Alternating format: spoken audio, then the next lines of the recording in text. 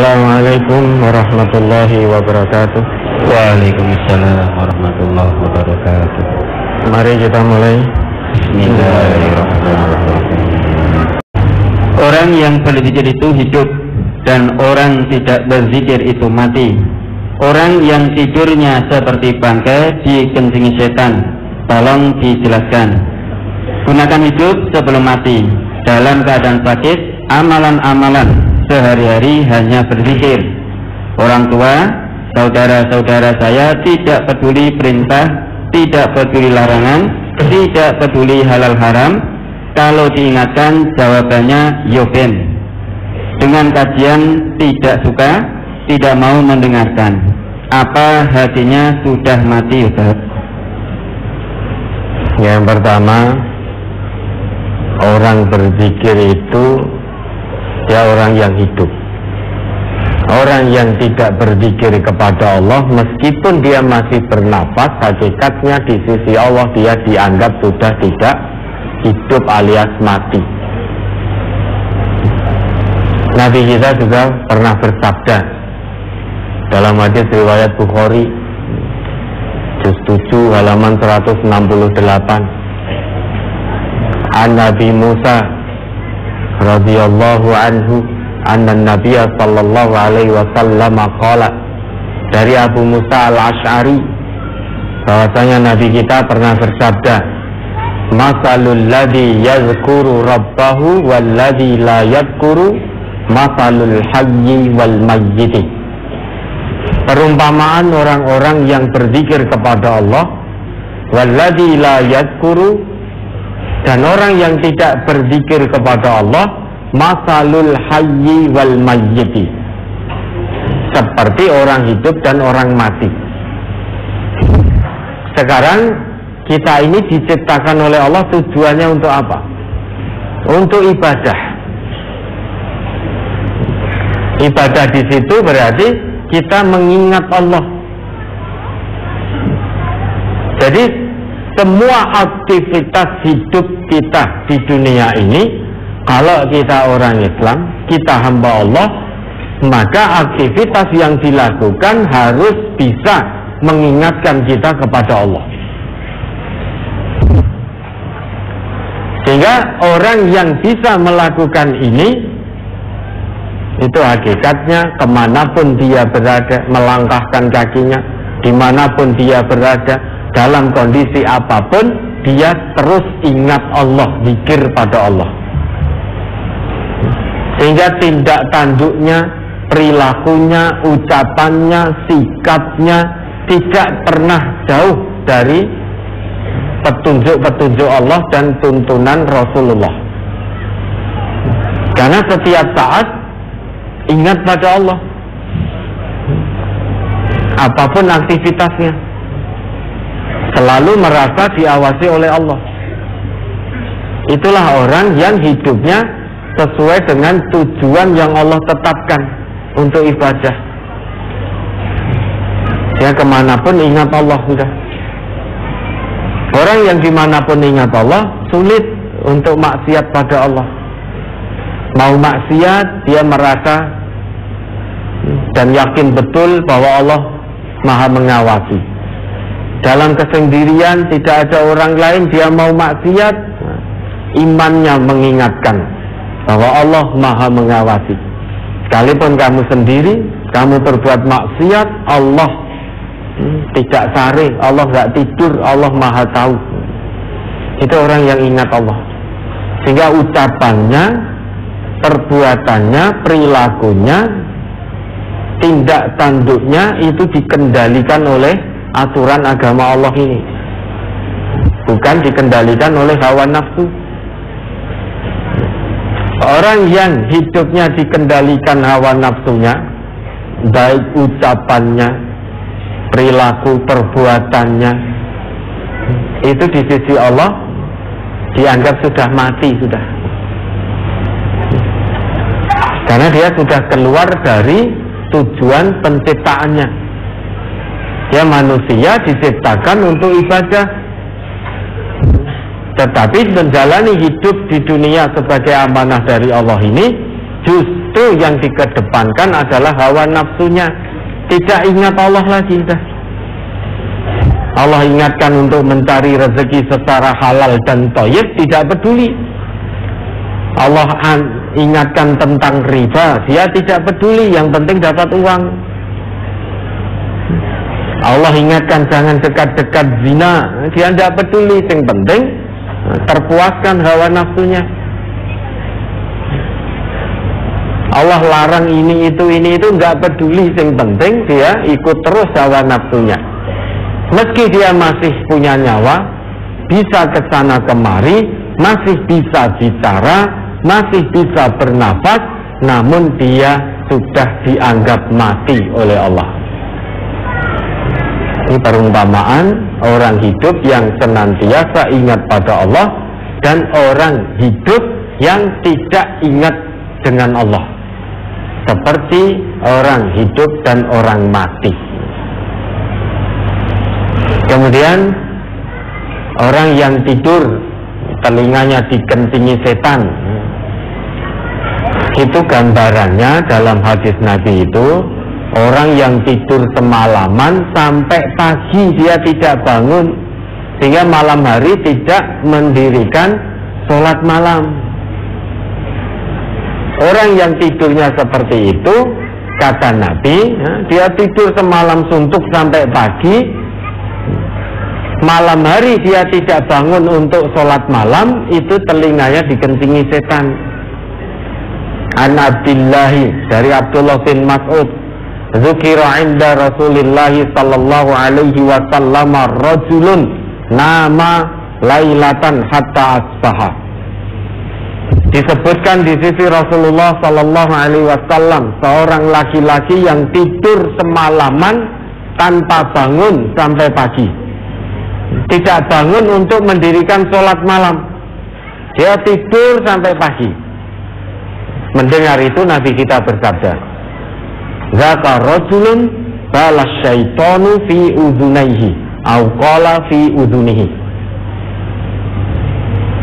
Laki-laki itu yang tadi tidur semalaman tidak bangun untuk sholat malam, itu hakikatnya kedua telinganya dikencingi setan sehingga tidak terbangun.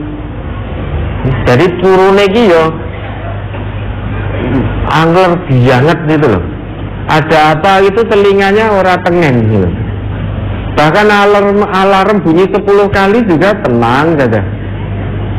Oh, alarm jam 1:30, saya masih punya alarm jam 2 Pak Teni.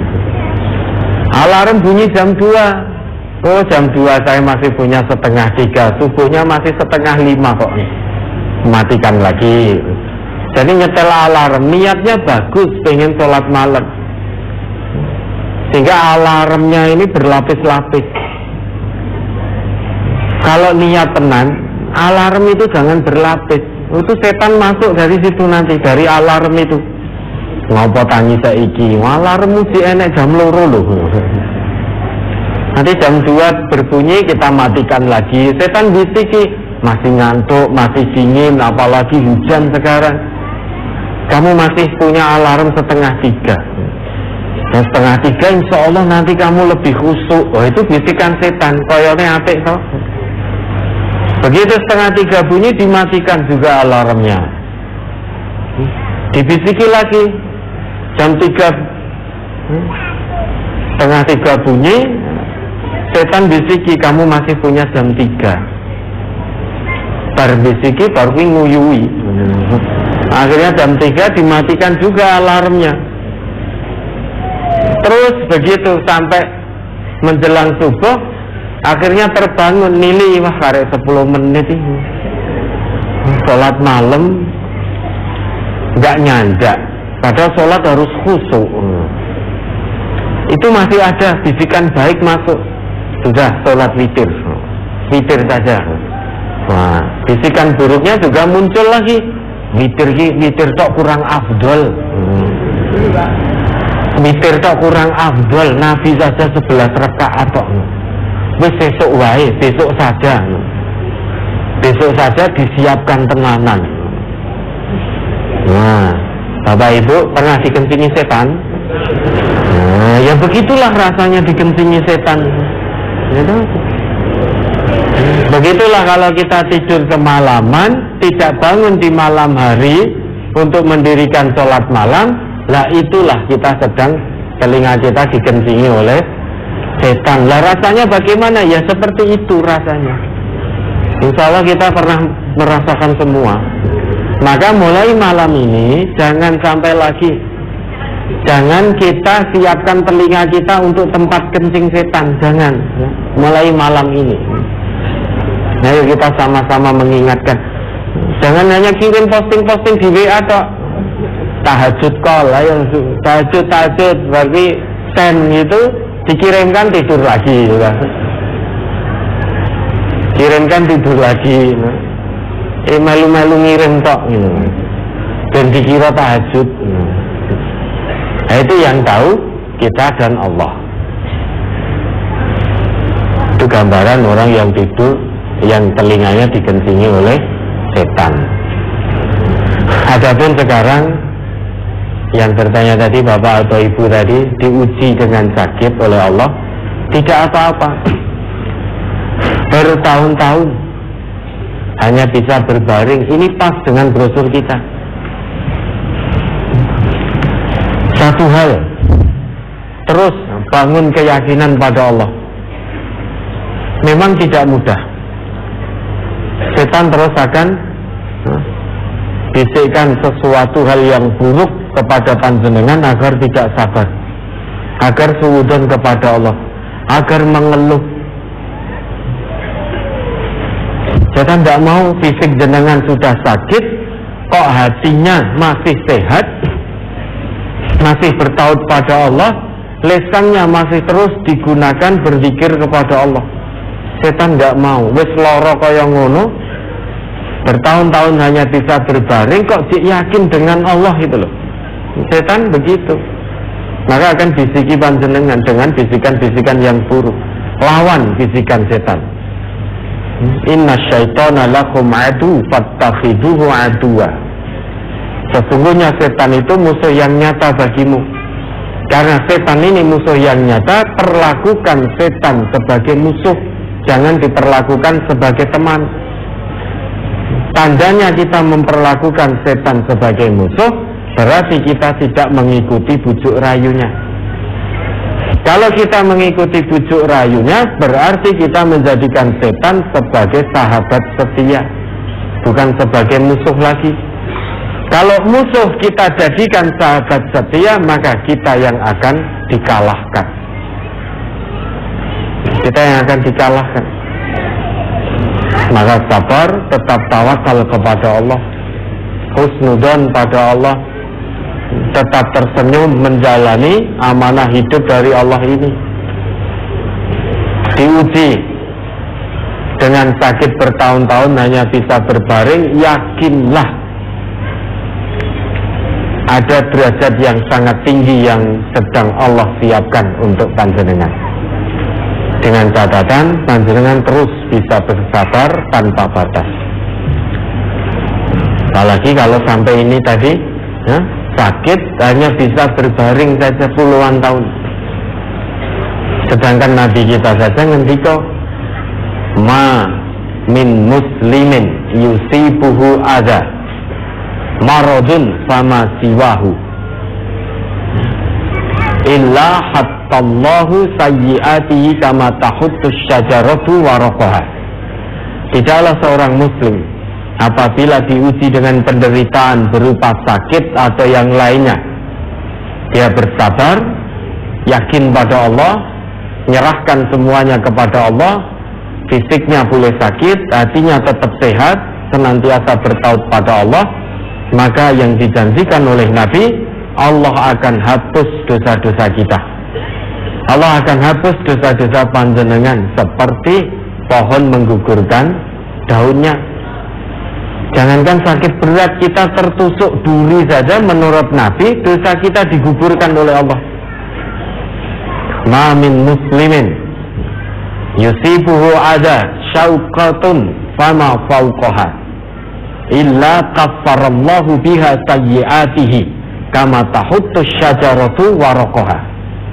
Barang siapa yang diuji dengan penderitaan oleh Allah berupa tertusuk duri atau yang lebih daripada itu, dia bersabar, dia ikhlas menerima, maka dengan itu, dengan tusukan duri itu, dengan sakit itulah Allah gugurkan dosa-dosanya.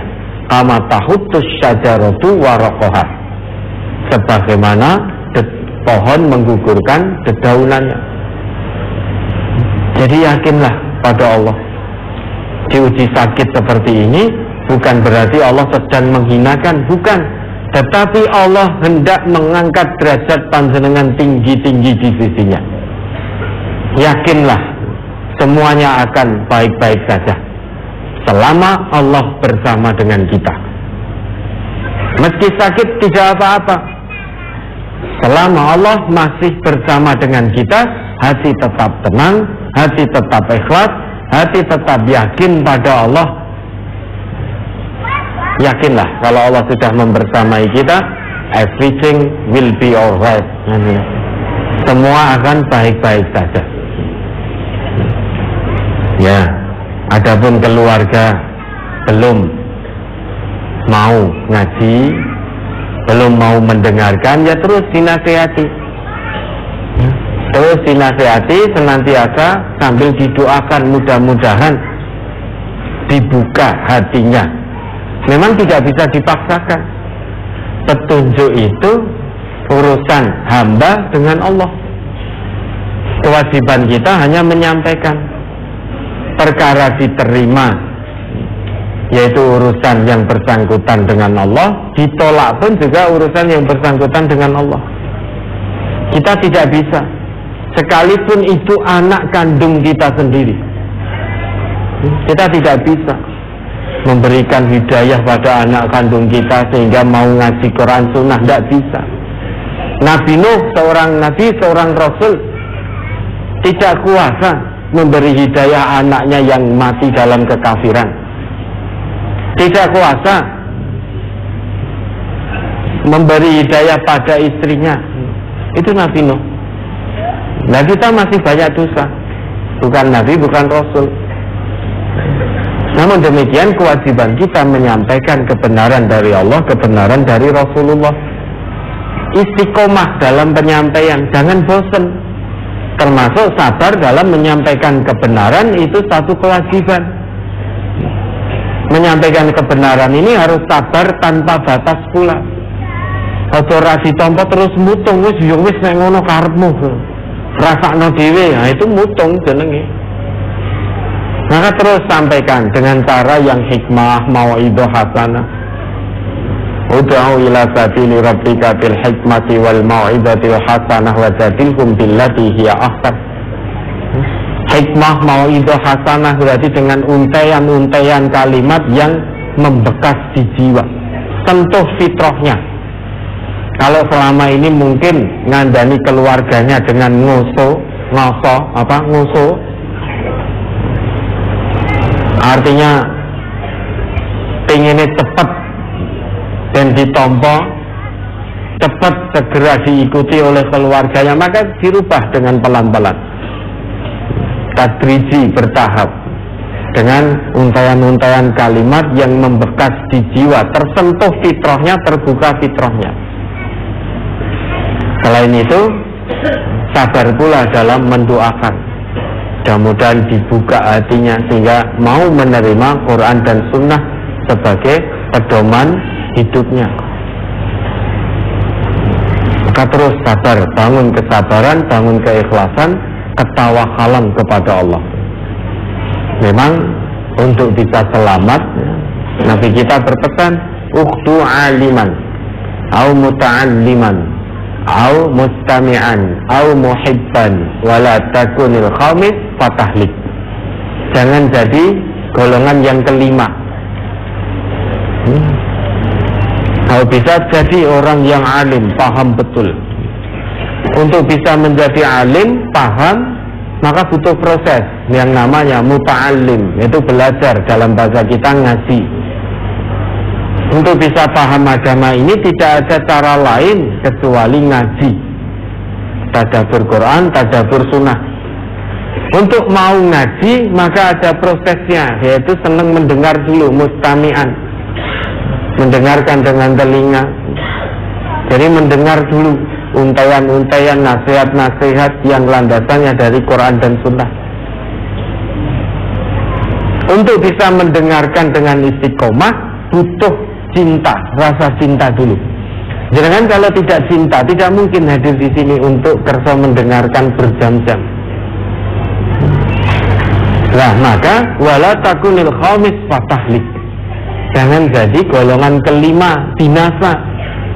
Pasti binasa kalau jadi golongan kelima. Tidak suka Quran sunnah diterangkan, ora seneng karo wong ngaji Quran. Tidak suka dengan orang yang ngaji Quran sunnah, benci dengan orang yang mengamalkan Quran sunnah, dianggap orang umum, dianggap orang nyedulur dan lain sebagainya dan lain sebagainya. Maka jangan jadi golongan yang kelima. Jadi orang alim, untuk bisa alim butuh proses, semuanya bisa jadi orang alim. Orang alim itu orang yang paham agama dan mengamalkan dengan totalitas apa yang dipahaminya. Itu orang yang alim.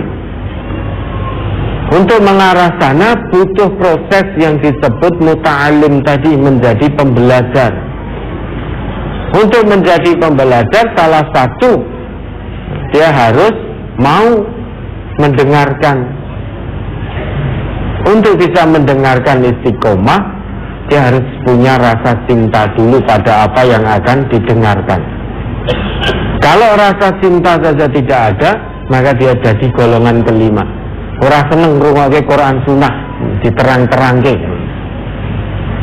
malah memfitnah, menyesat-nyesatkan dan lain sebagainya.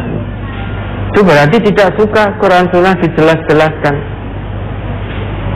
Padahal yang ditinggalkan Nabi, warisan Nabi pada kita ya hanya dua itu. Nabi tidak meninggalkan harta, tapi Nabi mau mewariskan ilmu. Jika kita pegang teguh pada keduanya sampai kita mati, lan tazillu, sekali-kali kamu tidak akan pernah sesat selamanya. Dunia selamat, akhirat selamat. Dua warisan Nabi, kitab Allah wa sunnata nabiyyih, Quran dan sunnah, sudah itu warisan Nabi. Ya, mudah-mudahan keluarganya hatinya dibuka oleh Allah sehingga bisa menerima kebenaran Quran, kebenaran sunnah, dan menjadi komitmen dalam hidupnya. Hidup tanpa Quran dan sunnah, kita akan tersesat, salah langkah, salah arah. Karena yang akan membawa kita selamat ya Quran, ya sunnah itu. Ada lagi? Ke akad berikutnya, Ustaz. Pertanyaan akad berikutnya. Ya.